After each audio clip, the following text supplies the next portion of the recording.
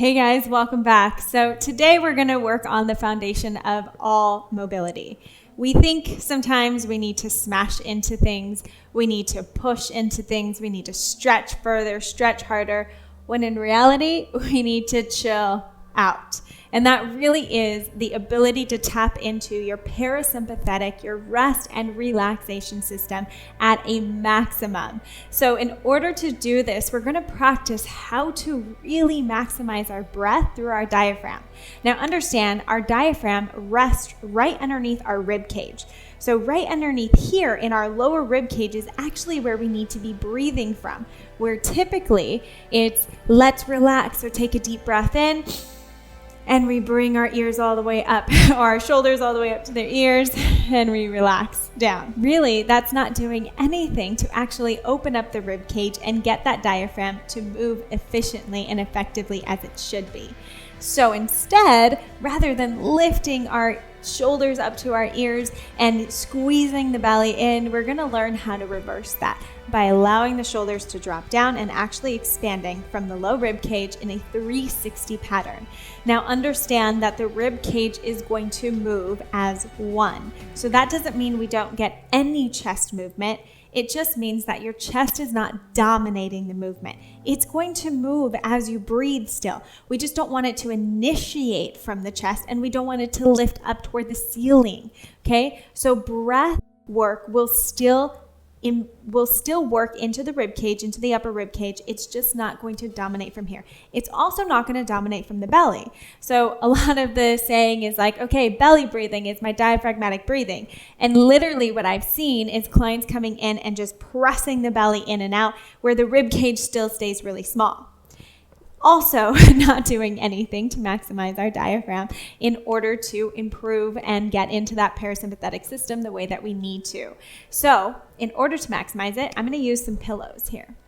Okay, so I'm going to use a flatter type pillow. So you can even just fold towels, fold some blankets up. So we don't want it to be too high. And this is actually going to go underneath toward my shoulders. Okay, then I'm going to use maybe a little bit of a fluffier pillow, or even you can place a chair and put your legs at 90 degrees on a chair if that even makes you feel even better.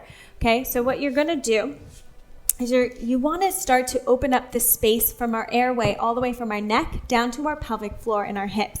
So we're going to place a pillow from my shoulders all the way up. Okay, and I want to find the most comfortable spot for me where I feel like my neck is elongated, not squished, and I feel like it's not back. So if you lay down and you still feel like your neck is back, you might want to take just a little towel and place it right underneath the head. So we want to maximize the length within the neck area as well. Okay, then I'm going to take my knees and I'm just going to place them right over this pillow here. And I want to really relax. So you might find that you want to take your knees a little higher, maybe double up the pillows. Again, you just don't want these hips dropping too far forward and changing the way that we're going to get the pressure system. So we want this to kind of naturally start to drop back. Okay? So now from here, I'm going to place one hand on my chest, one hand on my belly, and I'm going to practice kind of improving how I breathe. So I'm going to take a breath in through my nose and a breath out. What I want to feel is that both are going to lift a little bit, maybe a little bit more in my belly hand, and then both are going to drop as I breathe out nice and slow through my mouth. So this is going to help retrain the diaphragm when I breathe in through my nose, out through my mouth, nice and slow, like I'm blowing up a balloon. So nice and slow, just out through my mouth. So taking a deep breath in, taking a deep breath out.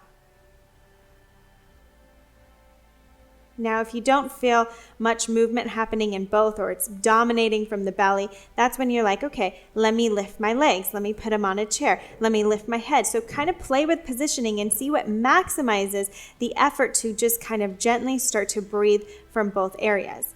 After you kind of maximize that, I want you to take your hands on your low rib cage, and we're just going to practice breathing into our hands here. So we so we can increase the pressure into the lateral parts of our rib cage rather than just up and forward. So I'm going to kind of squeeze my rib cage just a little bit, and I'm going to take a breath in to my hands. And then I'm going to relax. Breathe in and relax. You want your breaths to start to get even lighter. So you want to start to breathe out like you're barely going to flutter the wings of a butterfly. Breathing into your nose. Breathing out.